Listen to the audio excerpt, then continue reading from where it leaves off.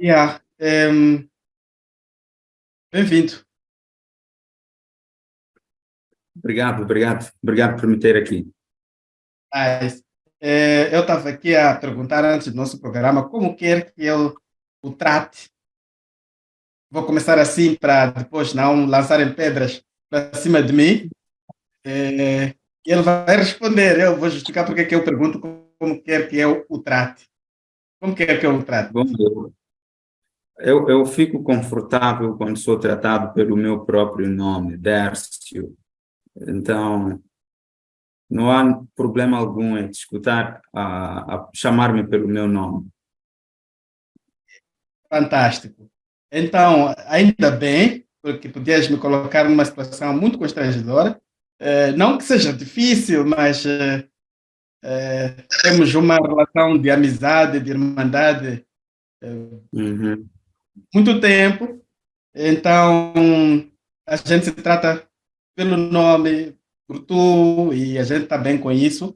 Então, só para não Uhum. escandalizar quem quer acompanhar a conversa, pode perguntar, mas Cleófas não sabe que ele é pastor, como é que está a tratar de ti?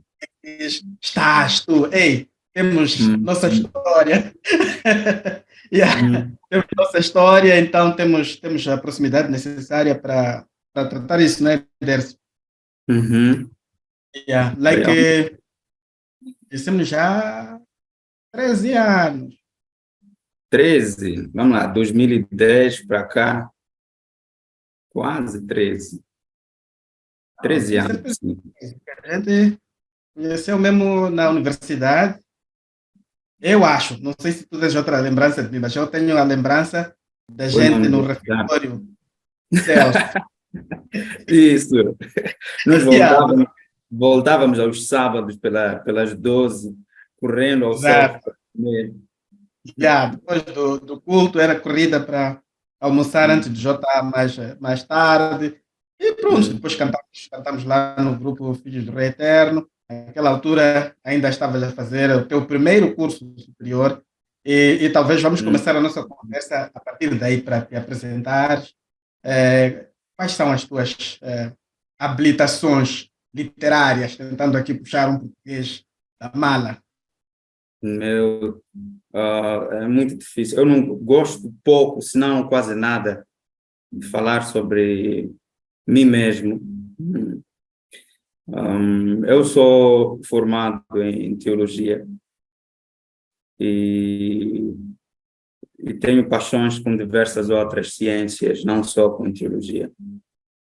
E estudei teologia em 2012, fui formado em 2015. Ingressei também no mestrado chamado MABTS, que é Master of Arts in Theological Studies, uma especialização em filologia semítica e clássica. E atualmente estou a terminar o curso de Direito. E antes destes, faltou aí educação ambiental. Pois é. Eu ingressei até o terceiro ano de Educação Ambiental na Universidade Eduardo Mondlane. Então, pronto, aqueles livros que estão aí atrás não são por acaso. Está a dizer que Dércio é um leitor compulsivo. Ele Vou perder o seu obrigado de leitura. vai perder o seu se brincar mal, ler demais. Yeah. Então, acho que hoje vamos explorar muito mais, espero não estar errado, mas vamos explorar muito mais o teu lado de teólogo, o teu lado de pastor, porque queremos Uhum. conversar sobre liturgia. Liturgia. Liturgia. Talvez vamos começar mesmo daí. O que será liturgia? Em palavras simples, para membro simples, pessoa simples, que não tem nada a ver com a igreja, compreender o que é liturgia. Uhum. Ok. Tem duas maneiras que nós. Tem diversas maneiras que liturgia é definida, mas para que as pessoas entendam a grosso modo o que significa liturgia, seria um conjunto de formalidades que comportam o culto sagrado, conjunto de rituais que comportam o culto sagrado. Então, pastor, vamos lá agora tratar numa situação de igreja, né? Quando falamos de Uhum. liturgia, rituais que comportam o culto sagrado, estamos a falar de quê? Que rituais? É o serviço, na verdade a palavra liturgia, liturgeu, ela representa o serviço que era feito, o serviço público que era feito no contexto greco-romano. E não só, como também, se fores a ver no Antigo Testamento, o livro de Levíticos, vai contar os momentos e as coisas que deviam ser feitas no serviço do culto. E aqueles serviços que eram feitos no culto, aqueles momentos, aquelas sequências eram chamadas de... era um serviço, e essa expressão para serviço que é aplicada lá era liturgia, que é liturgia. Então, essa expressão foi posteriormente levada dentro do contexto cristão para referir ao que nós fazemos quando estamos no sistema, no momento de adoração. O tempo, o início, todas as sequências que têm que ver com toda a adoração. Então, diríamos Falaste, que... Uhum. falaste Diríamos aí que... de. Uhum. Por favor, Opa, pode adiante. queria só perceber, falaste de Levítico, estamos a falar de acontecimentos históricos que tiveram lugar há muito tempo atrás, não sei quanto tempo, mas eu penso que é muito tempo atrás. Hoje em dia, Uhum. a liturgia aplica-se, de alguma forma é possível observar nos nossos templos, nas nossas igrejas hoje, quais são os elementos que ainda hoje nós podemos ver, que podemos chamar esse tal conjunto de acontecimentos de liturgia. Ok. Existem hoje duas respostas que podem ser dadas a essa pergunta e que têm que ver com dois grupos de comunidades cristãs quando abordam a liturgia. Um grupo diz que o culto não devia ter liturgia, não devia ter formas que, até certo ponto, tornem ele uma coisa fixa que devemos seguir todos os momentos. E existe uma parte da ala cristã também que diz que o culto deve ter uma liturgia. Mas, na verdade, o que está em causa é que toda a religiosidade comporta liturgia. Não existe qualquer ritual religioso que não tenha liturgia. Se você prestar atenção, uma pessoa nas religiões tradicionais africanas, a pessoa que está aí a fazer aquele ritual, sempre tem um momento do início, tem aquela coisa que tem que ser feita, o âmago da coisa, tem momentos finais. Então, essa sequência de eventos para poder fazer todo o serviço do culto é que é liturgia, o que significa que não há como não se ter liturgia. Toda a sequência do culto, conhecida sociologicamente e antropologicamente, comporta uma forma litúrgica. Agora, essas formas litúrgicas vão se distinguir de acordo com o tipo de crença que cada forma litúrgica comporta. Mas, em termos bíblicos, existe uma orientação específica sobre como é que deve ser a liturgia nos dias de hoje? É possível encontrar orientação específica que dá para seguir no modelo em que nós usamos de culto hoje? Primeiro, temos que ter noção de que o nosso sistema de culto hoje está extremamente distante ao sistema de culto do Antigo Testamento, está totalmente distante ao tipo de culto que os discípulos tinham, discípulos de Jesus, estamos a falar do cristianismo primitivo, totalmente distante ainda do cristianismo pré-niceno ou pós-niceno, que estou a falar, cristianismo primitivo, estou a falar primeiro século da era cristã, pré-niceno antes de 335 e depois de 335 da era cristã como pós-niceno. O cristianismo, como nós vivemos, nós adventistas do sétimo dia, o nosso sistema de culto é totalmente diferente daquilo que era feito na antiguidade.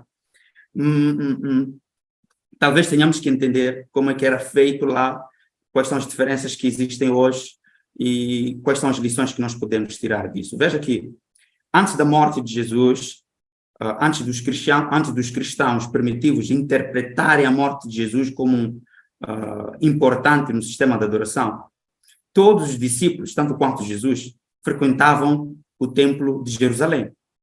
Todos os sábados lá iam. E lá tinha uma sequência de culto que eles seguiam. Matavam cordeiros, tinham toda aquela sequência de culto. Depois da morte de Jesus, o que é interessante que nisso aí, se for prestar atenção, parece que Jesus pratica esse culto, pratica esse sistema de adoração, tanto que nós vemos que Jesus entra no templo e no pórtico do templo encontra pessoas vendendo e ele purifica o templo, manda embora aquelas pessoas. Quer dizer que ele frequentava lá e tinha um ideal de como devia ser a adoração. E depois disso, Jesus morre, ressuscita, e nós vemos no livro de Atos, capítulo 2 ao capítulo 6, nós vemos que os discípulos ainda continuam indo para o templo. Eles são frequentadores daquele templo. Até o capítulo 21 de Atos, passados praticamente 30 anos da era cristã, os discípulos frequentam o mesmo templo, tem um sistema de culto parecido ao que eles frequentavam antes de Jesus. E parece que existia uma dualidade, uma parte dos que estavam em Jerusalém, eles participavam dentro daqueles cultos, não fazem uma ruptura com o judaísmo, eles fazem aquele ritual de cultos. Ao mesmo tempo, se fores a ler em Atos, eu vou até abrir aqui, para facilitar a nossa compreensão. No livro de Atos, o capítulo 2, diz o seguinte, no versículo 46, diz: diariamente perseveravam unânimes no templo, okay? Primeiro elemento que eu referi, parece não ter havido uma ruptura no cristianismo primitivo. No templo, partiam pão de casa em casa, tomavam as suas refeições com alegria e com coração. Então, aí você tem o primeiro elemento que eles tinham naquele momento inicial. É um até certo ponto, sincrético, porque, de um lado, eles participam fazendo tudo aquilo, do outro lado, eles saem, fazem... Quando ele diz partiam o pão de casa em casa, isso é muito importante, porque mostra que eles entravam lá, mas também tinham reuniões clandestinas, porque eles eram uma facção judaica que tinha uma compreensão totalmente diferente da concepção ortodoxa judaica. Então, eles entravam em casas, lá tinham seus cultos, partiam o pão, repetiam aquilo que Jesus disse para poderem fazer isso em memória de mim, que é, na verdade, a Santa Ceia. E também tinham refeições, tinham celebrações, refeições, comiam mesmo entre eles. Por isso que o apóstolo Paulo, posteriormente, no livro de Coríntios, vai criticar o tipo de culto que eles tinham, em que comiam até encher, desonrava o tipo de culto que eles faziam. E fora de Jerusalém, no cristianismo helênico, fora de Jerusalém, no primeiro século ainda, não tinha aquele templo de Jerusalém. Então, eles participavam em sinagogas judaicas, nas cidades capitais, por exemplo, de Roma, Coríntios e as outras cidades em que o cristianismo estava lá já formado. Eles participavam nas sinagogas judaicas e ainda nas suas próprias casas, e muito mais nas suas casas. O que quer dizer? Que se eles faziam desse modo o seu culto, era totalmente diferente de como nós fazemos, em que nós entramos num templo, sentamos, tem uma pessoa lá à frente, abre a palavra, lê, ninguém fala nada, no final, amém, cantamos, saímos, vamos embora. Era totalmente diferente. Talvez isso se aproxime um pouquinho das sinagogas, mas com muitas diferenças, porque é um pouco próximo do que os islâmicos e os judeus fazem hoje, que eles sentavam, a pessoa falava, e quando falasse era totalmente questionada. Então tem uma sequência de eventos totalmente diferente que nós fazemos. Agora, 3 séculos depois, quando o cristianismo ele é institucionalizado como uma religião oficial do Império Romano, as coisas mudam. É onde nascem já essas capelas enormes, onde as pessoas sentam, entram lá, ficam caladas, muito reverentes, a escutar o que acontece lá à frente, observam o que acontecia lá à frente, e aí se inaugura uma forma litúrgica nova, a partir do século III, que influenciou a era cristã até ao momento que nós nos encontramos hoje. Agora, não estamos a fazer as mesmas coisas. A questão é, a Bíblia tem uma forma litúrgica específica. Não. Senão no Antigo Testamento. O Antigo Testamento, toda a forma litúrgica era específica. As orações, no ano, tudo o que era feito era específico. Mas depois, já no Novo Testamento, só existem ritos específicos que deviam ser feitos. Mas a sequência do tempo, como devia ser o início até o final, não temos. E isso, então, é adaptado de contextos para contextos.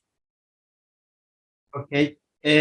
No entanto, na nossa igreja, que é adventista do sétimo dia em particular, há uma tendência de ter elementos que compõem o culto mais ou menos similares, horários mais ou menos similares, exceto se as condições climáticas do sítio não favorecem, mas, por exemplo, acho que aqui na região austral de África começa quase, na maior parte dos sítios, às 9, depois começa com a escola sabatina, depois vem a hora do culto, à tarde tem o JA.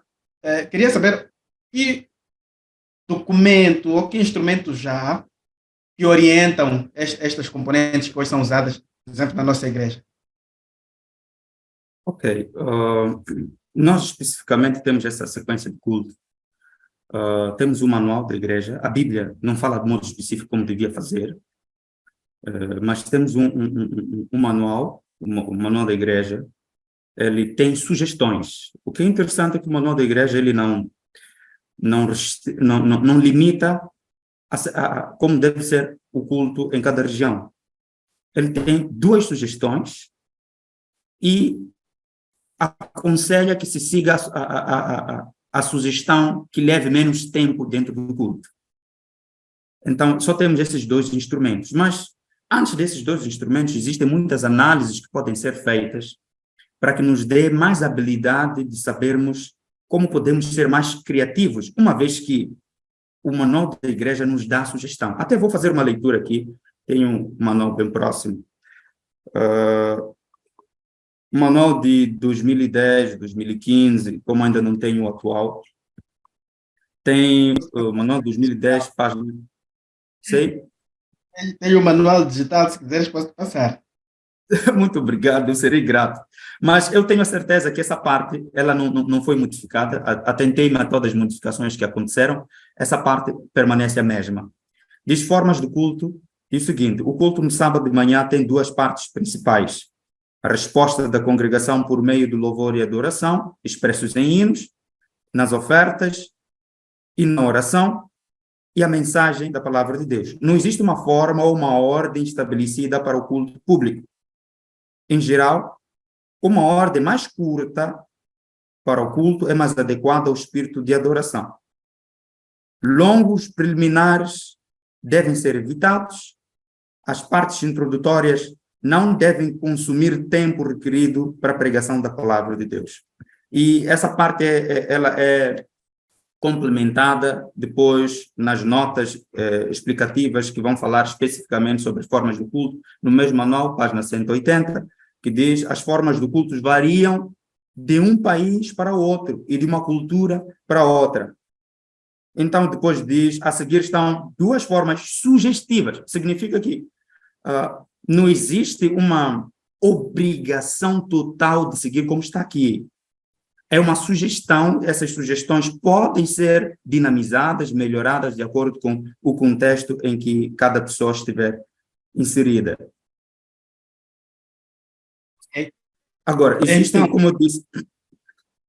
Sim, estava a dizer, existem pelo menos orientações gerais, podem ser adaptadas de contexto a contexto, mas aqui há um elemento importante que eu queria que demorasse um bocadinho a falar sobre a questão de tempo, né? É uma orientação específica, quer dizer, uma sugestão específica para limitar o tempo. Eu, pessoalmente, tenho muito interesse por esta componente, porque na minha área de especialização, que é a comunicação, a brevidade é um grande trunfo, é uma virtude.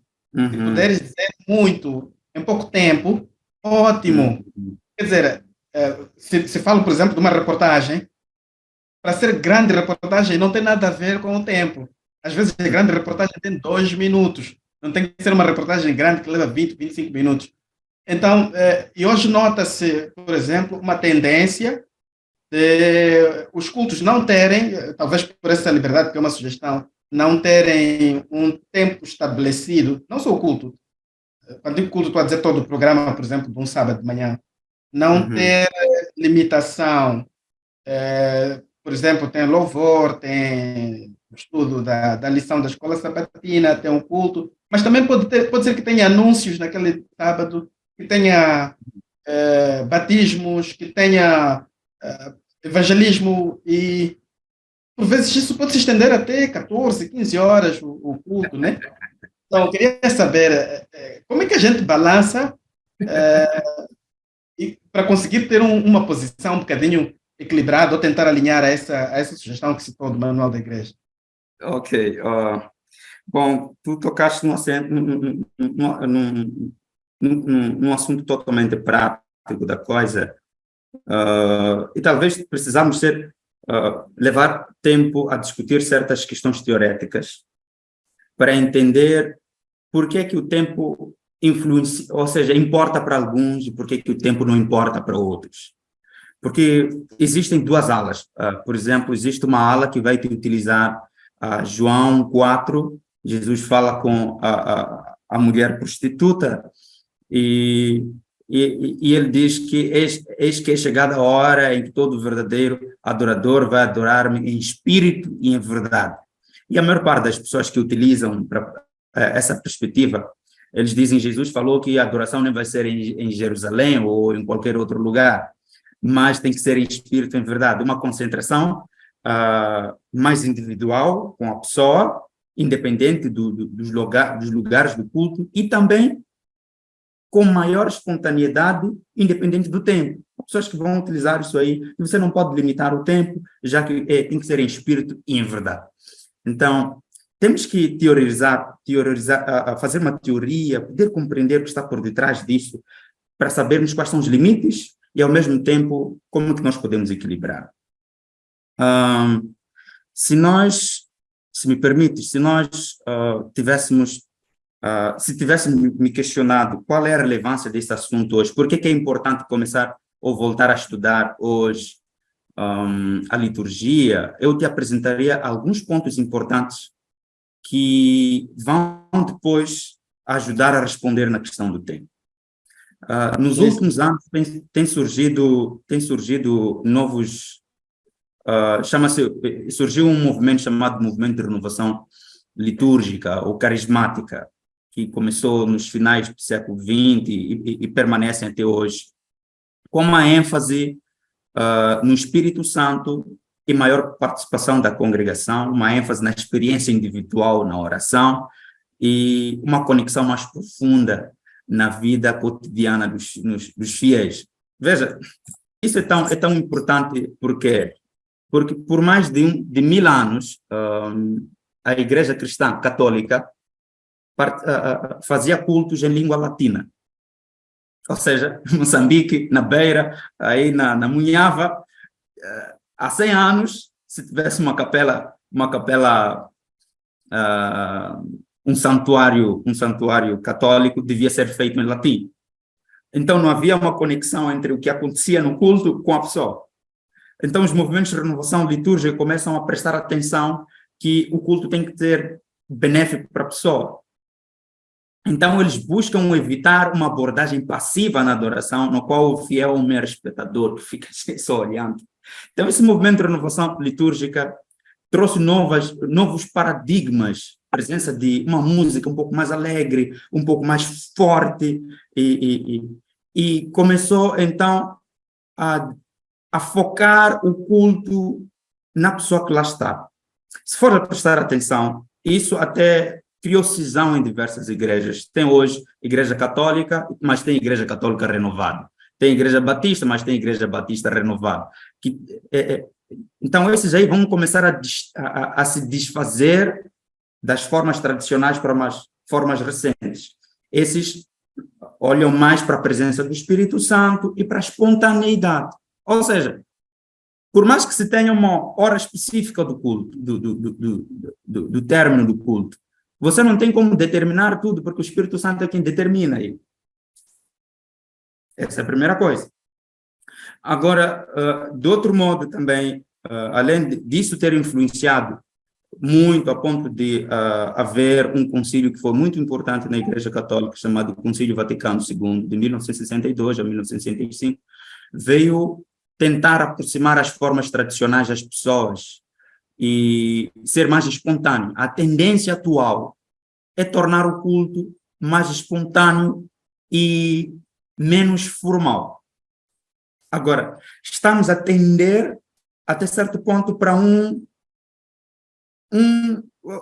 desequilíbrio, até certo ponto, um desequilíbrio, porque enquanto ele é totalmente espontâneo e não se preocupa tanto com o tempo, ele começa a lesar algumas coisas que são importantes, porque o culto comporta pessoas, no culto tem pessoas diferentes, mulheres grávidas, tem crianças, tem pessoas idosas, que não têm a mesma sensibilidade do tempo que um jovem tem, que um jovem adulto tem. Então, começamos a consumir, a dar o culto numa estrutura de tempo que nós experimentamos de diferentes maneiras. Tem pessoas doentes com gastrite, por exemplo. Então, se a espontaneidade não tiver limites claros, é capaz de criar um aborrecimento nas pessoas que o praticam. Então, essa é uma questão extremamente séria que tem que se prestar atenção quando se faz o culto. Agora, esse é o primeiro elemento importante porque é que se tem que estudar a liturgia nos tempos em que nós temos. Segundo elemento importante é que a liturgia é um demarcador social que demonstra limites de comunidades, de uma comunidade à outra. Ou seja, a maneira como o culto, a liturgia é feita, é celebrada, os rituais, os símbolos envolvidos e a linguagem que lá é utilizada reflete sobre a identidade das pessoas que estão lá e a diferença que elas têm com as outras pessoas. Veja aqui, quando nós estamos num culto, temos essa liturgia, existe um perpétuo senso de identidade com essa comunidade, da comunidade com os praticantes. Quando tu sais, se tu...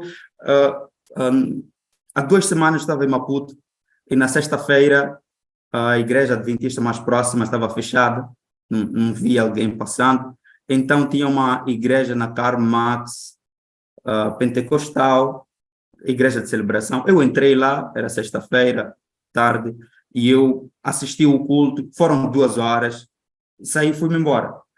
Eu pertenço a uma identidade litúrgica diferente. Quando lá estou, existe um sentimento de estranheza. Então, esse é o segundo elemento, porque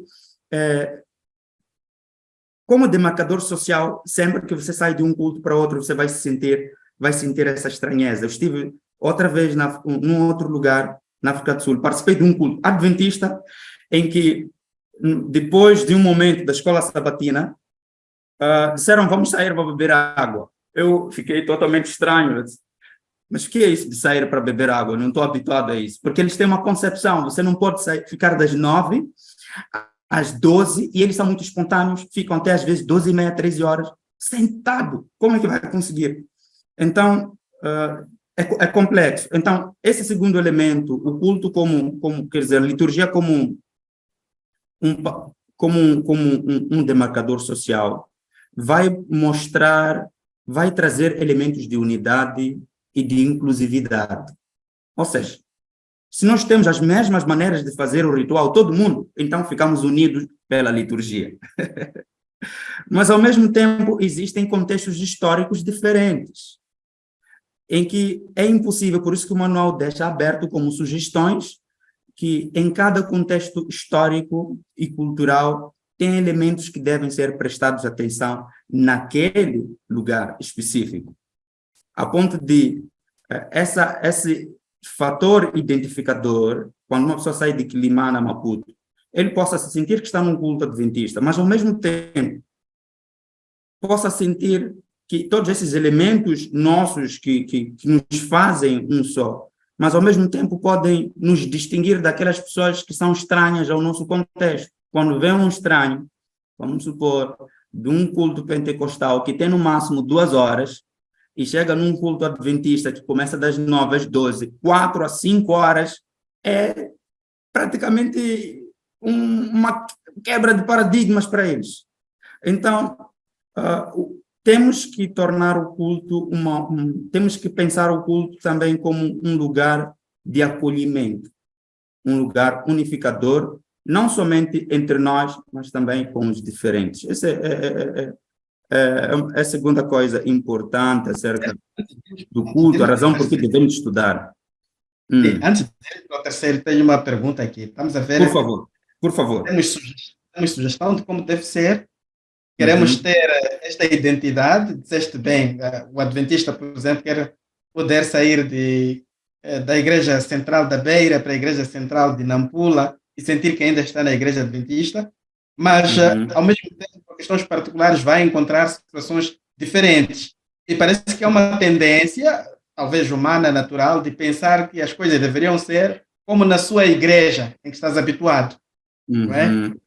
Na minha igreja, a, Não a fazemos historinha isso. das crianças é contada dentro da igreja principal e no momento da pregação, antecedendo a pregação principal. Então, eu acho que isto é o que deve ser praticado também na igreja lá de Bolas. E se lá não estão a fazer dessa maneira, pode não estar a ser santos.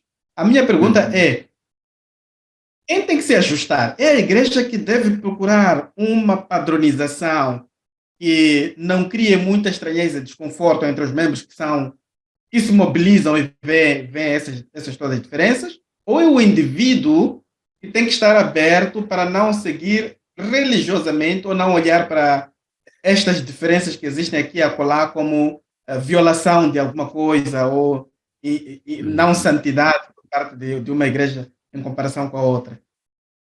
Ok. Essa pergunta é provocadora. Mas eu acredito, em primeiro lugar, que todo cristão devia entender a dinâmica da liturgia, para que ele possa saber se adaptar para cada forma litúrgica que ele for encontrar. O que significa que se ele consegue chegar num contexto em que as crianças estão fora, ele tem que saber apreciar aquele momento. E se ele se encontrar numa igreja em que as crianças estão dentro, ele também deve saber apreciar aquela forma litúrgica. Saber olhar para todas as formas litúrgicas positivamente, de uma maneira construtivista. Olhar para isso com um poder de construção. Ele tem um poder de construção. Não olhar para isso e se sentir ofendido, porque essas formas todas não têm uma determinação na Bíblia. São formas que nós fazemos de uma maneira que seja para nós mais proveitosas e que possam nos trazer maior senso de pureza e entrega a Deus, ou então obediência a Deus. Por isso mesmo que as pessoas não devem se assustar com essas coisas. Se você vai para uma igreja que prega até 14 horas, não se assuste com isso. Se vai para uma igreja que prega até, vamos supor, 11h30, não se assuste com isso. Tem que saber se conformar com todas as realidades, porque sempre vai encontrar diferenças, sempre. Agora, a questão é, já que nós não temos um elemento unificador, um tempo específico para sair, essas coisas todas, como é que nós podemos pensar o culto de uma maneira que possa ser mais produtivo para nós? Essa pergunta que eu fiz, retórica, ela comporta um pequeno vício.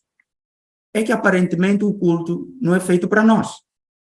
Que essa é uma outra coisa que nós devíamos discutir. O culto é feito para Deus.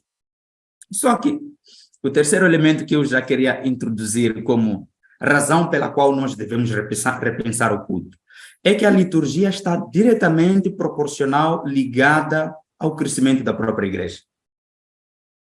Existem estudiosos do crescimento da igreja que dizem que uma das características de igrejas que mais crescem tem que ver com o tipo de culto inspirador que eles têm. A questão é, o culto que nós fazemos inspira as pessoas que vêm a primeira vez a querer voltar mais, ou depois de sentar das 9 às 14, as pessoas não querem mais voltar porque sentiram-se estarrecidas com aquilo.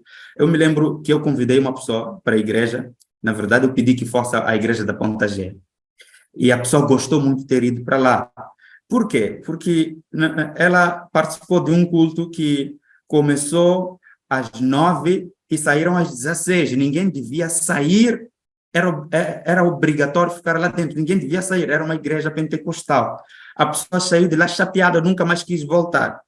Quando chegou no culto na Ponta G, as pessoas lá não sabem que eu é que enviei a pessoa, chegou lá das 9 às 12, um pouco antes das 12. A pessoa saiu feliz, ligou na hora. Pô, vocês foram rápidos. Naquele momento eu pensei, pobrezinha, não sabes que esse tempo foi tão longo. Porque para os católicos que entram, não fazem das 9 às 12, é um período muito longo. O nosso culto, dentro do contexto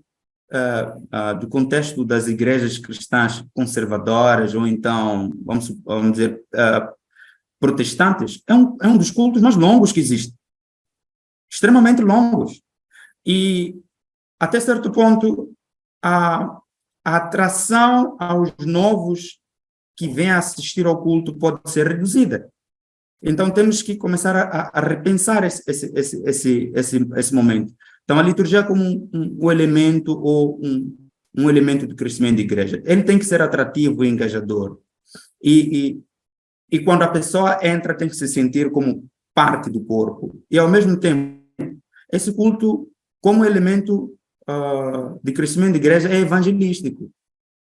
O que quer dizer que tem que prestar atenção a todos os diferentes que lá estão. A nossa linguagem tem que incluir essas pessoas, temos que pensar nelas também. Se nós não pensamos nela, só pensamos no nosso próprio vocabulário, na maneira como nós queremos fazer as coisas, a razão pela qual, uma das razões, não a razão, porque diversas razões existem, não vai cumprir o seu propósito. Vai começar a aborrecer a nós próprios, que fazemos parte da comunidade, e aqueles que vêm ao culto para conhecer a Deus, porque a razão da nossa existência é levar as pessoas a um culto que adore a Deus. O que quer dizer que a coisa que nós devemos mais pensar todos os dias é o culto. É a coisa que nós devíamos pensar em como deve ser. Então, das 9 às 12 é um tempo muito longo. Você vai numa igreja pentecostal, qualquer outra igreja, eles não têm esse tempo. Eles têm um tempo muito mais curto. Nós temos um dos tempos mais longos que existem. Até os islâmicos têm uns tempos curtos. Nós não temos, é muito raro encontrar igreja que tem 4, 5 horas de culto. É muito raro. São poucas circunstâncias. Ok, vamos talvez aqui tentar imaginar um cenário juntos, és pastor, e eu estou a ver que há muitas dúvidas práticas que as pessoas que estão a acompanhar podem ter, por isso queria convidar para este exercício prático, para olharmos para os elementos que compõem o culto normalmente. Podemos tomar como exemplo a nossa própria igreja adventista, para vermos mais ou menos quanto tempo, como é que deve ser. Quer dizer, em termos de conselhos, né? O próprio manual não foi taxativo, mas quero ouvir o seu comentário. Por exemplo, momentos de louvor. Primeira pergunta, é dispensável ou indispensável? Como eu li no manual da igreja, o nosso culto tem alguns elementos básicos. É o momento de louvor, que é a resposta do adorador para Deus. É indispensável. Você não tem como limitar a parte do louvor. Exato. Sendo indispensável, quanto tempo, vamos imaginar num culto, vamos imaginar, não é padrão, num culto das 9 às 12, quanto tempo dedicaríamos para o louvor? Ok. É muito difícil dizer quanto tempo deve ser. Isso tem que ser conformado dentro do local. Talvez nós tenhamos que entender quantos elementos estão lá no culto e como é que nós podemos equilibrar o tempo entre os elementos. Vamos imaginar, temos louvor, sim, temos estudo da palavra, que vamos colocar lição da escola sabatina, temos ação missionária, né? Ok. Evangelismo. Entendi. Vamos começar aí. Vamos voltar aí. Temos o sermão. Sermão. Ok, O que é que mais nós temos e que normalmente tem que acontecer alguma coisa? Sei lá, olhando para esses elementos aí, como é que nós arrumamos? ok. A maneira como nós arrumamos. Primeiro é que nós arrumamos a escola sabatina das 9 às 10. E, na verdade, a escola sabatina não faz parte da liturgia. Por isso que num outro local, por sentir que o culto é demorado das 9 às 12, há certas igrejas no mundo que preferem tirar a escola sabatina e colocar à tarde. Fazem o momento de escola sabatina à tarde, terminam com o JA, um culto básico, e saem. E o culto fica só centrado em três coisas importantes, que é música, oração e palavra. Agora, de manhã nós temos essa dificuldade porque temos a escola sabatina. Só que se você tira a escola sabatina no nosso contexto e coloca à tarde, a questão é as pessoas vão de vir. Ah, Então, não, aí não. você tem um Aí você problema. que vai estragar a igreja, claro, porque imagina, são séculos de escola sabatina às 9. Mas a verdade é que é universalmente assim, mas há contextos que as pessoas podem preferir fazer uma experiência. Eu estive na igreja da universidade onde eu participei. O culto era a primeira coisa que acontecia, ok? Depois, a escola sabatina acontecia por último. Por quê? A pessoa, quando chega à igreja, 9 horas, está com a mente mais fresca. 1 hora, 2 horas depois, está com a mente mais cansada para o momento mais importante, que é o momento litúrgico. Olha lá, essa que estás a dizer, eu pelo menos gosto muito, porque em comunicação também, a mim, se eu fosse alguém importante, seria assim, né? Atenção e prioridade para a informação principal no começo, a pirâmide invertida. Vem por Hum, cima, que é mais importante, enquanto a atenção ainda está lá. Mas pronto, só muito estava bom. a A- a- citar isso. Percebeste perfeitamente o que eu queria dizer. Então, como eu estava a dizer, essa não tem uma fórmula que limita as pessoas de serem criativas. Vamos supor que a Igreja da Polana queira desenvolver um culto diferente para que seja atendente ao contexto em que se encontram. Conversariam com a missão e negociavam como vocês haviam de fazer uma experiência por 2, 3 meses para ver no que dá. Se não dá certo, volta a mudar. Mas a questão é que o culto mesmo, a liturgia, vamos lá, a escola sabatina não faz parte da liturgia. A escola sabatina é feita para que nós tenhamos nas nossas casas, nos nossos grupos. E no sábado é um resumo.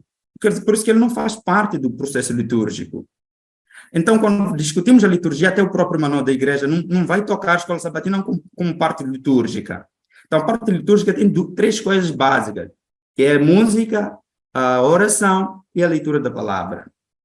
Três coisas. Agora você vai me perguntar onde é que ficam os anúncios, que o nosso maior problema... Exatamente, ia perguntar isso aí, porque aqui, eu passei sábado numa outra igreja, É, mas isso tenho fresco por causa da última igreja em que passei no último sábado, em que, por exemplo, uhum, o anúncio está ligado ao sermão, quer dizer, depois de cantar o Santo Santo, já faz-se a primeira oração, então vem o anúncio. Mas em uhum. outros locais, o anúncio vem logo a seguir a escola sabatina, alguns, depois de uns dois, três louvores, vem anúncio dissociado, por exemplo, do, do Sim. momento solene, do culto solene. Então fica Sim. também essa dúvida. Anúncios, não só anúncios feitos pela Secretaria ou pelo Departamento de Comunicação, mas anúncios Uhum. dos diversos departamentos que Sim. espontaneamente, às vezes, levantam, pegam o microfone, se tiver, e tem também coisas a trazer. Estes aqui, onde é que entram, senão na liturgia? E, na verdade, não entra na liturgia. Não existe na liturgia o processo de anúncios. É uma adaptação que nós colocamos para facilitar o sistema de comunicação. Agora, o que está a acontecer? Por que é importante agora refletirmos isso aqui de uma maneira um pouco mais aguçada? É que aquilo que não faz parte exatamente do processo litúrgico da adoração está levando mais tempo agora. Eu participei um dia numa igreja, para ser mais, como eu já fiz uma pregação numa igreja e falei dessa igreja, que é a igreja da Ponta Gé. E houve um momento de anúncios, das 10, foram 30 minutos, 10h30 às 11, era um processo de anúncio que estava acontecendo. Esses momentos Yeah. prévios devem ser, não são, nem existem. O que quer dizer que em todas as igrejas o processo de anúncio deve ser extremamente assim, ínfimo. Tércio, aqui, esse é um ponto que a mim também chama a atenção, eu quero interromper um pouco. Anúncios. Tem de vários departamentos da igreja e cada sábado, até a última hora, tem anúncios a fazer e Tem ainda tem sempre os anúncios. da missão, as Sim, sim. circulares da A leitura missão, de também circulares. a igreja local. Como você vai fazer em pouco tempo isto? Bom, essa parte não cabe a mim falar agora. Yeah. Essa parte não cabe a mim falar agora, mas talvez falar o que nós devemos nos centrar mais em fazer. Porque os anúncios não podem levar muito tempo. Eu me lembro que né, na igreja da Ponta Gé, naquele dia, eu disse, pô, os anúncios levaram muito tempo. Os anúncios não podem levar muito tempo. Então, na minha igreja, onde eu sou pastor, na verdade, onde era pastor, agora estou a entrar numa nova igreja e é tudo novo. Eu já conversávamos, os anúncios devem levar extremamente um tempo reduzido. Devemos falar o que é essencial e o que é relevante naquele momento falar. Se há coisas que nós podemos nos comunicar em outros momentos, podemos fazer isso. Podemos criar redes de comunicação para facilitar que essa informação seja dada. E a pessoa que anuncia deve falar com muita brevidade, muita precisão, sem comentários adicionais, e também nos momentos de anúncio não devia existir, não devia desenvolver-se diálogo assim, de dúvidas, até críticas. Anúncio são informes, e em noutros lugares cria-se um boletim informativo, em que a pessoa recebe quando chega na igreja, se imprime, as pessoas recebem, e lá em frente a pessoa vai falar aquilo que é estritamente necessário falar, mas as pessoas já têm nas mãos, o boletim pode estar pode ter um quadro onde as pessoas já se informam e só se fala aquilo que é extremamente necessário falar, porque os anúncios não fazem parte do culto. Agora, por que eu referi à Igreja da Ponta Gé? Porque a Igreja da Ponta Gé está lutando para poder melhorar, está a repensar a maneira como desenvolve a liturgia, o que é extremamente positivo. Muita gente não tem pensado nisso, eles estão de parabéns nisso aí. Agora, em todos os outros lugares, os anúncios roubam muito tempo.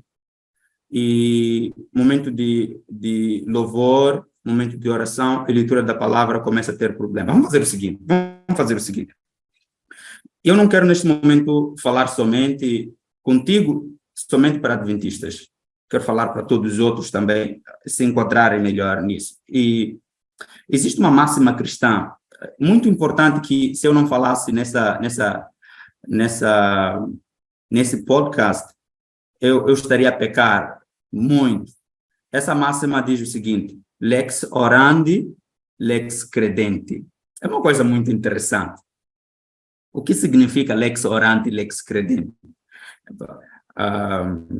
É um slogan que vem da idade medieval. Diz lei da oração, a lei da oração é a lei da fé. Ou seja, assim como a pessoa ora, é assim como ela acredita. O que significa aqui? O tipo de liturgia representa o tipo de crenças, concepção de Deus que as pessoas têm.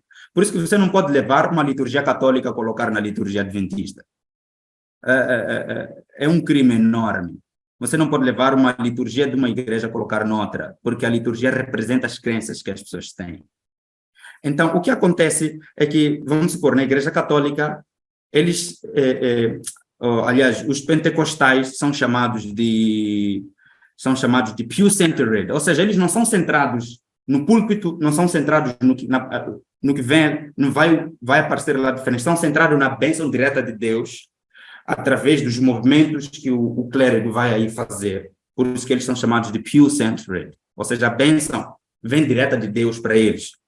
Mas os protestantes são chamados de pulpit-centered, ou seja, eles são centralizados, a adoração inteira é centralizada no púlpito. A oração, a música, são momentos, são respostas a Deus, a adoração, ou seja, a resposta ao que Deus fez pelas pessoas.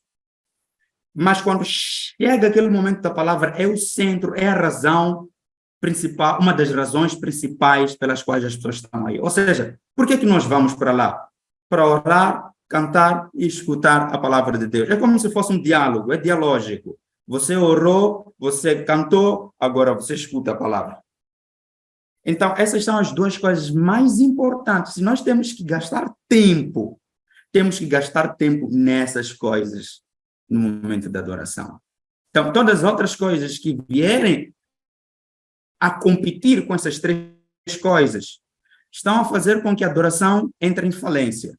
Agora, eu falei de duas formas, pew-centered, pulpit-centered, mas os católicos eles estão centralizados nos símbolos, não exatamente no que está-se a pregar, não é muito, mas nos símbolos, porque Deus já é presente na Eucaristia, é presente em todos os símbolos, daí então a reverência é feita direta pelos símbolos. Então, por isso que para nós, quando nós pensamos o culto, pensamos a liturgia, temos que saber que esses são os elementos importantíssimos. Na escola sabatina, são essas três coisas importantíssimas.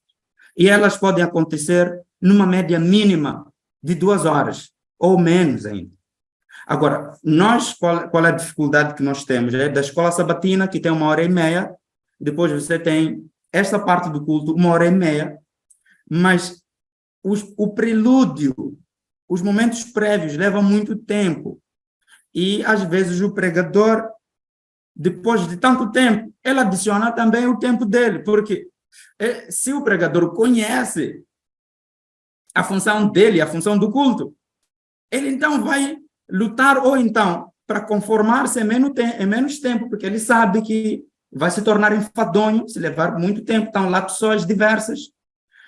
E se ele sabe qual é a função dele, então ele vai puxar para poder fazer isso, mas vai criar um problema. Tens visitantes, não estão habituadas a isso, estão lá para escutar e sair. Você tem criança até 12 horas está com fome. 12 horas a criança está com fome. Aliás, eu tenho problemas de gastrite, até 12 horas estou com fome.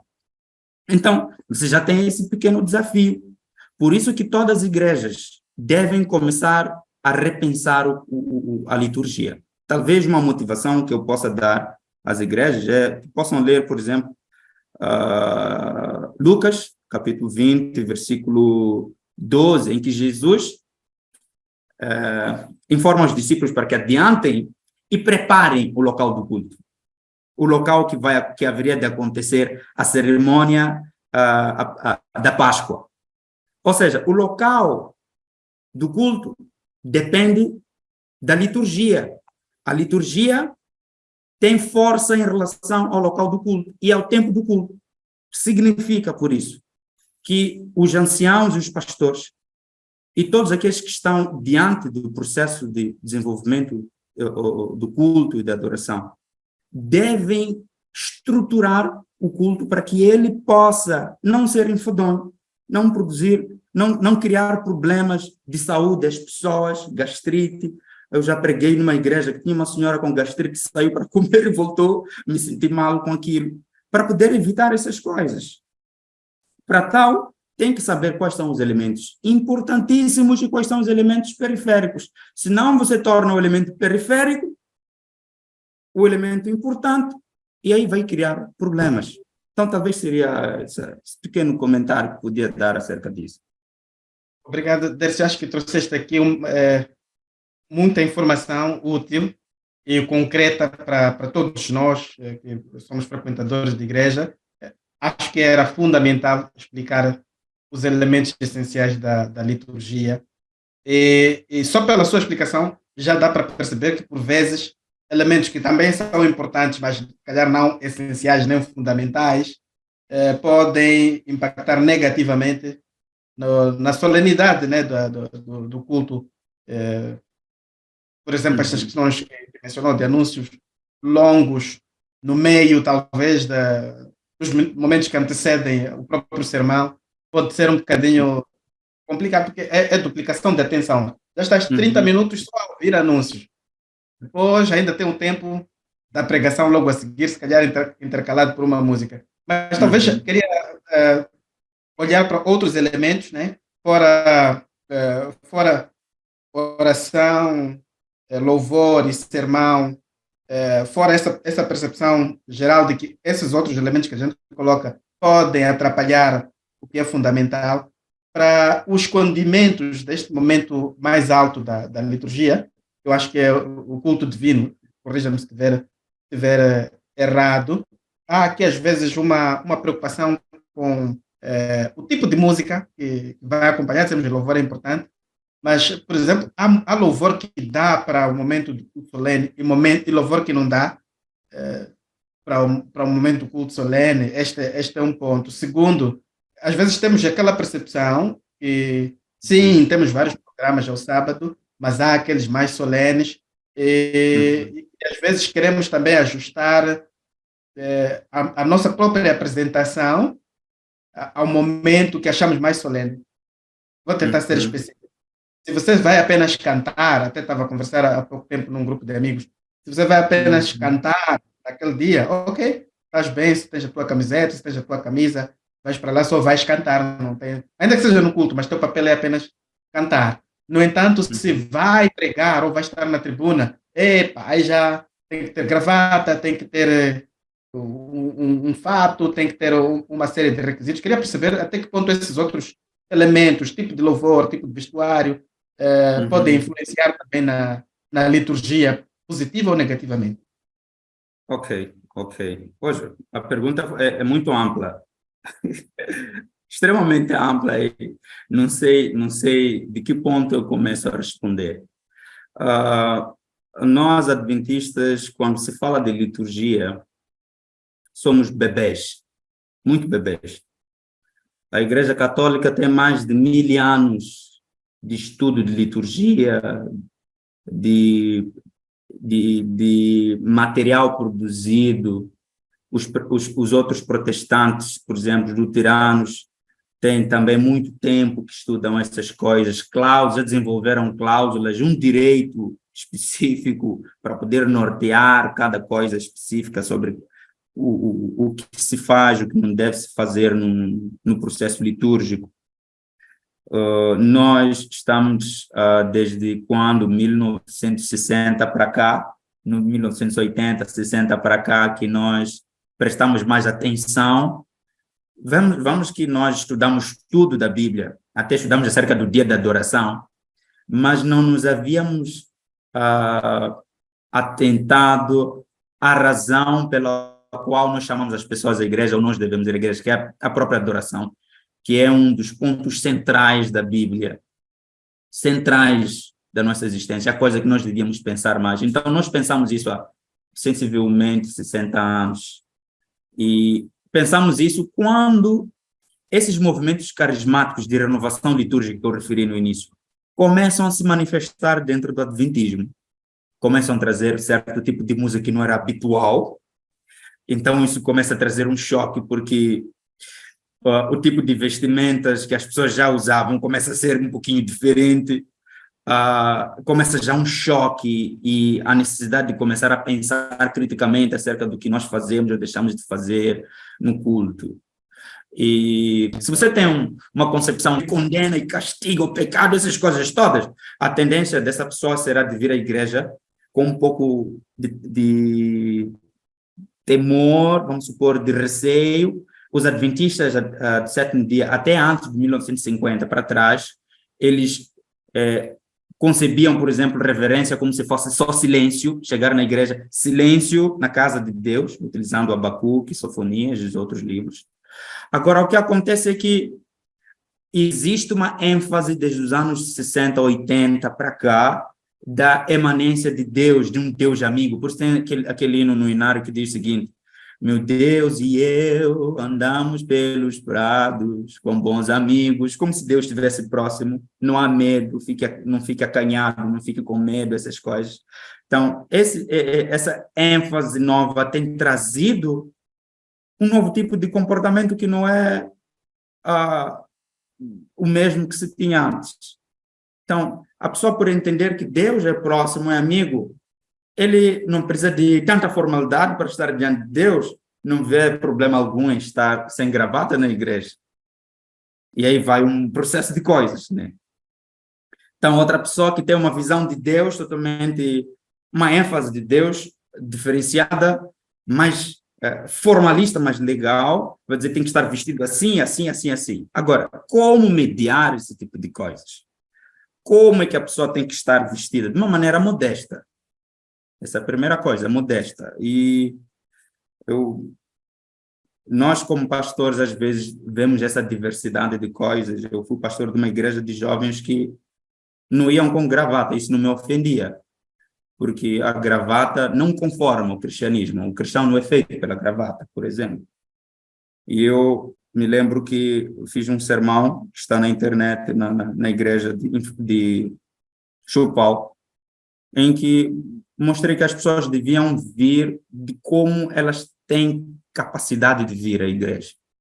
Às vezes nós colocamos formalidades que pesam sobre certo tipo de pessoas e acabam algumas não vindo à igreja porque não tem sapato, ou então porque não tem aquele fato preto, não tem aquela combinação que pensamos ser ideal. E as pessoas acabam tendo limitações. Agora, o que eu acredito que cada igreja podia desenvolver é que aqueles elementos que estão na plataforma, que estão naquele pódio, mas nós queremos que esses elementos possam estar vestidos dessa maneira, não há problema algum. Mas o problema já é em colocar na totalidade dos outros, diríamos, plateia, porque na verdade a plateia é Deus e todos nós estamos aí a dar o culto a Deus. Então, os outros que estão lá, como é que você vai obrigar essas pessoas a ter uma maneira de vestir X?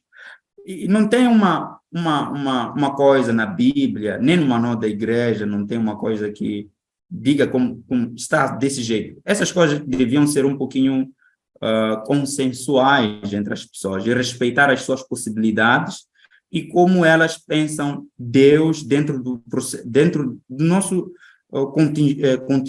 continente de doutrinas, desde que isso não fira esses princípios, não é nenhum problema. Agora, quanto à música, nem toda música cristã devia tocar no culto.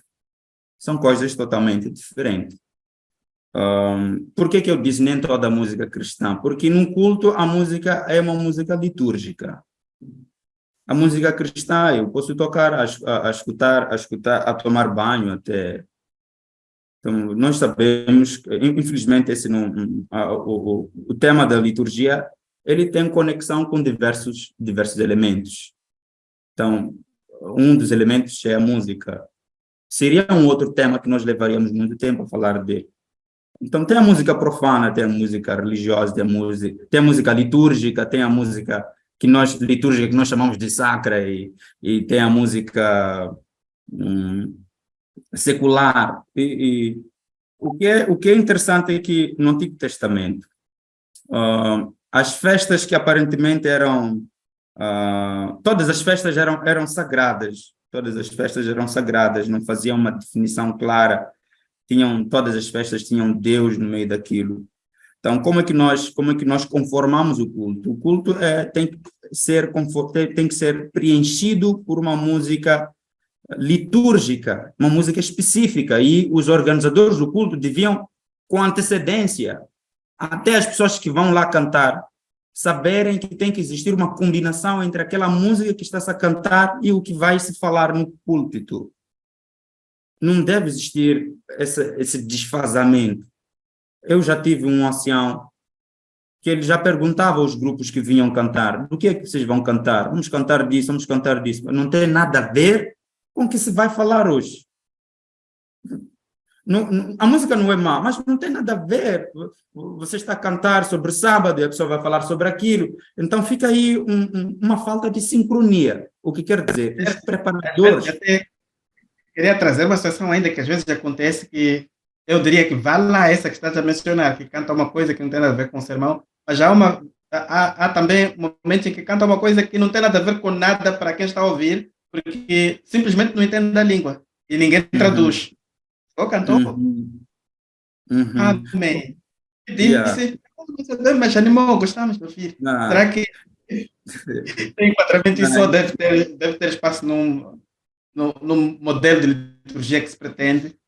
No modelo litúrgico adventista não devia, porque o modelo adventista é muito racional, tem que ver com compreensão. O modelo adventista não é muito emocional, de escutar simplesmente batimento e gostar daquilo, acabou. A questão é O que isso significa? E edificar, o processo de edificação espiritual é um processo linguístico, compreensivo, que possa transmitir significado, que possa ser verbalizado.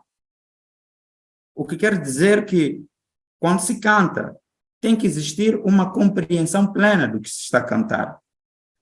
É importante que todos os grupos que vão lá cantar, antes de lá estar, se foram convidados ao longo da semana, se preocupem em saber o que vai se falar no sábado, para poder conformar ou fazer com que haja uma relação entre o que vão cantar e o que vai ser falado. Se não existir uma direta ligação, pelo menos o que se vai cantar esteja centralizado em Jesus e, ao mesmo tempo, seja entendível. As pessoas possam entender o que se falou. Agora, se não se entende, é o que o apóstolo Paulo falou no livro de Coríntios, que se isso não é compreendível ou não se dá, não é possível compreender, então é como se fosse um sino que tine não tem significado algum. Nem devia existir, não devia se fazer, não devíamos fazer. Ok. Dércio, antes de ferirmos também com a liturgia da comunicação, por causa do tempo, vamos já começar a caminhar para o fim. Aqui eu não quero cometer muitas gafes. Vou te dar espaço, obviamente, para fazer um pequeno resumo do essencial que as pessoas devem reter querendo, mas o pensamento que eu havia de ter aqui, a próxima questão é, nós estamos a conversar, o pastor Dércio é jovem, tem uma experiência vasta, mesmo experiência com a igreja em vários contextos, não só em Moçambique, mas fora do país, em cidade, em área rural, em igreja desenvolvida, em igreja com menos condições. Portanto, fala das coisas que sabe, e eu que te conheço sei que és uma pessoa aberta e que consegue colocar em primeiro lugar o que é prioritário e deixar para segundo o que é menos prioritário. Vou só dar um exemplo.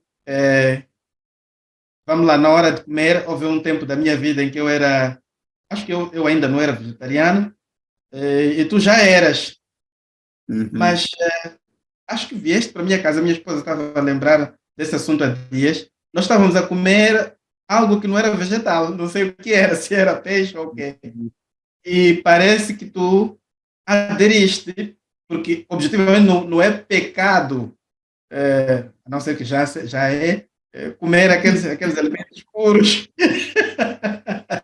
Então, isso mostra um pouco da tua personalidade, da tua adaptabilidade, da tua sensibilidade para fazer o que é possível, que não fere, dentro de diferentes contextos. Mas estamos a falar agora de um tema que acho que pouco se mexe, mas que ao ouvir esta conversa, certamente muitos vão sair motivados, animados. Eu, por exemplo, saio muito, muito motivados. A ideia é como lidar com esta informação para não chegar na igreja no sábado e dizer, não, mas eu vi o programa lá, estava o pastor Dércio, disse que tem que ser assim, até também, olha, vamos tirar a escola sabatina daqui, meter ali, acolá. Como é que nós, como pessoas que estão a acompanhar, membros que estão a acompanhar isso, talvez temos cargo na igreja, não, temos com essa informação lidar para talvez começar algum tipo de reforma benéfica, sem ferir sensibilidade, sem querer ser revolucionário do dia para a noite. O que é que nos aconselha a fazer com a informação que estamos a receber? Ok. Antes de aconselhar, tem que saber que eu também sou praticante, eu também tenho meus desejos. E todos esses desejos não se realizam nas igrejas onde eu frequento. Essa é a primeira coisa. Um dos meus desejos é levar a escola sabatina para depois do culto. O culto é um desejo. Mas eu não posso... estar na igreja quando eu implementar isso, eu quero ir. Tenho esse sonho de fazer muitas experiências. Mas a aplicação de novas realidades não pode ser abrupta. Não pode. Toda pessoa que faz essa aplicação de uma maneira abrupta vai ter graves problemas e, no final de tudo, vai se frustrar. Então, a aplicação disso tem que ser paulatina e, ao mesmo tempo, tem que respeitar as diversas faixas etárias que nós temos na igreja, diversas sensibilidades. Tem que ter calma com isso. Você não é não é coisa de uma só pessoa, é uma coisa que tem que ser feita por todos nós. Então, para aquele que está escutando essa conversa, você tenha concordado como não, tenha sua opinião como não acerca do assunto, a primeira coisa que nós temos que fazer é falar acerca do assunto, conversar acerca do assunto, conversarmos mais. Como eu disse que nós temos muitas doutrinas, temos muitos ensinos na igreja, mas no final, o ponto de convergência é a liturgia, é a adoração. Podemos falar e horas acerca de profecias, acerca de sábado, de alimentação, mas no final, a liturgia é uma das coisas mais importantes. Aliás, o livro do Apocalipse inteiro é totalmente litúrgico, embora tenha muitas outras coisas. Liturgia, é chamado adoração, é no final o culto da adoração, é a pessoa que nós vamos adorar. Então, no final de tudo, é a adoração que nós temos que saber como vivê-la, tanto fora da igreja como dentro da igreja. Então, primeira coisa que temos que fazer é falar mais e mais acerca de liturgia, é estudar mais, ensinar, ou seja, discutir mais acerca do assunto. E segunda coisa importantíssima, começar a não ser muito apegado às formas litúrgicas. Essa é a coisa que me fez conviver com maior facilidade com diversos tipos de liturgias que eu já fiz. Não ser muito apegado. Senão um dia você vai às Ilhas Fiji ou vai à Austrália, encontra pessoas de saias e começa a se ofender. Então não seja muito apegado, porque existem elementos locais que conformam o culto. Eu, quando vou, aqui na Cidade da Beira, quando vou ao interior de Sofala, eu consigo conviver com eles. Eu já fui a uma região chamada Muda Seração. Aqui são estritos no tempo. Quando dizem hora X, é hora X, não tem como, eu tenho que me conformar na realidade deles. Então, não pode, depois de falar do assunto, não pode se apegar, tem que saber que essas coisas, a liturgia é um processo dinâmico, não é estático, é um processo que com o tempo vai se desenvolvendo de acordo com os contextos em que nós estamos e com as novas descobertas de Deus que nós temos na Bíblia. Então, se você se apegar a uma forma específica, vai se frustrar muito, não pode. Então, começa a desenvolver um espírito aberto para não só aceitar aquilo que se faz, como também aceitar a probabilidade e a certa probabilidade de que no futuro as coisas não serão como são agora. Então, aceite, por exemplo, chegar numa igreja que te vai até 14 horas, embora isso te chateie, mas esteja pronto para uma igreja que diz aqui é assim. Então, essa é uma das coisas que eu aconselho muito, estarmos mais aptos a nos adaptar a formas litúrgicas diferentes. Depois desse conselho, terceira coisa, sabe, que isso é um debate que talvez seja introdutório, não é tudo. Então, depois disso, não pode-se dizer que se saiba de tudo. Eu disse, temos 60 anos, a Igreja Católica tem mais de 1000 anos, os protestantes têm 300, 400, 500 anos de estudo de liturgia. Só os nossos 60 anos têm um conteúdo, uma informação vasta acerca da coisa. Isso é simplesmente a ponta do iceberg, uma pequena introdução. Então, não podemos correr para aplicar alguma coisa. Pelo contrário, que isso seja até certo ponto, uma ignição para podermos começar a estudar mais, e não exatamente para aplicar alguma coisa, mas para estudar mais acerca do assunto e estar mais apto para falar acerca da coisa. Certo. E vou já devolver de novo a palavra assim para talvez fazer aqui as suas considerações finais antes de terminarmos o programa. Considerações finais. Como o nosso assunto de debate hoje foi liturgia, definimos o termo liturgia, é o serviço, é a cadência do serviço público que nós fazemos na igreja, coisa muito importante. E a relevância de falar disso hoje é porque existem muitos movimentos de renovação litúrgica e nós temos que saber como é que nós nos enquadramos nisso. A liturgia é tão importante porque ela demonstra uma identidade social que nos distingue dos outros. Temos que saber que as nossas mudanças têm que estar enquadradas nisso. Outro elemento importante é ter consciência de que a liturgia é um elemento importante para o crescimento da igreja. Se nós não prestarmos atenção, as pessoas vão vir à igreja e vão se ofender muito com isso. E um princípio fundamental para nós sempre pensarmos, e que não deve sair da cabeça de ninguém, é o jeito como nós adoramos representa a maneira como nós acreditamos em Deus. O jeito como nós fazemos a oração, como fazemos a liturgia, representa como nós acreditamos em Deus. Então, estejamos muito claros de como isso acontece, porque representa alguma coisa. Finalmente, a liturgia é dinâmica, não é estática. Temos que estar preparados para isso aí. Acredito que tem muito mais. Devemos ter. É possível que eu tenha falado muitas outras coisas, mas isso seria o resumo de uma parte de tudo que eu falei. Obrigado, Dércio. Para os que acompanham o STGM Podcast, sobretudo pelas redes sociais, em particular o YouTube, acho que podemos continuar essa conversa nos comentários. Podem fazer perguntas que eu não fiz, que talvez o pastor não tocou, mas eu vou convidar desde já, pastor, passe pelo YouTube da GMTV para ver os comentários e responder. Eu próprio tenho algumas perguntas muito minúsculas, por exemplo, número de cadeiras à frente, quantas pessoas devem falar, essas coisas. Eu infelizmente não toquei muito naquilo, porque infelizmente acabei me esquecendo, se é necessário. Porque são estas variações que depois começam a criar no membro a ideia de que aqui faz-se melhor, porque tem 7 cadeiras ali, porque tem 3, etc. É bom, porque tem que falar, se tem que falar de... Epa, se tem que ir alguém só para dizer o texto bíblico de hoje está no livro X, tal. Depois vir outro só para dizer vamos levantar para cantar o hino número X e sentar. Essa parte é também muito importante. Acredito que numa outra ocasião poderemos discutir muito dela.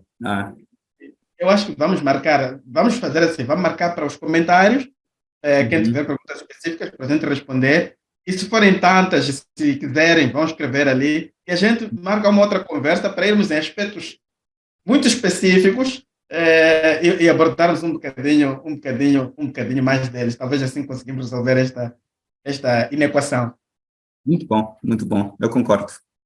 De resto, quero te agradecer, Dércio, é sempre um prazer conversar contigo e aprendi bastante. Tem coisas que já vou aplicar, apesar de teres dito que não é para sair daqui e aplicar logo, é para refletir, mas tem obviamente coisas que podemos aplicar sem lesar a nada, que são coisas muito práticas, sem lesar a nada nem ninguém, e que são benéficas. Acredito que também as pessoas que acompanharam vão poder aplicar, e espero que possamos conversar mais vezes aqui no GM Podcast. Eu que agradeço. Muito obrigado pelo convite e apreciei bastante ter estado aqui contigo, ter conversado. Faz-me bem falar acerca disso. Eu nunca falei de liturgia, nem na igreja, na faculdade de teologia não dei aulas de liturgia, mas liturgia é uma das coisas que eu mais estudei. Então, eu fico muito feliz de falar acerca desse assunto. Obrigado, Tércio. Obrigado também aos que nos acompanharam. Nós voltamos, então, a nos encontrar na próxima oportunidade.